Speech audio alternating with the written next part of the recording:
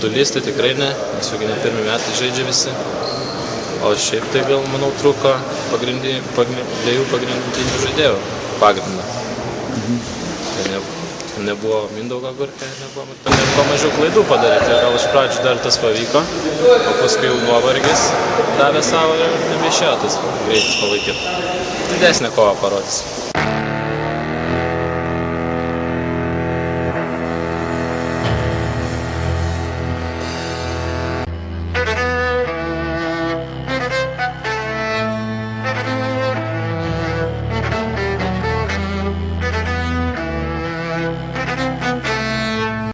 Treneris, ką žinau, užvedė gal mus kažkiek, pati komanda nusiteikus buvo dirbti ir pirmą kėlinį parodėm rezultatą šiek tiek tokį. Buvo klaidų, aišku, nemažai.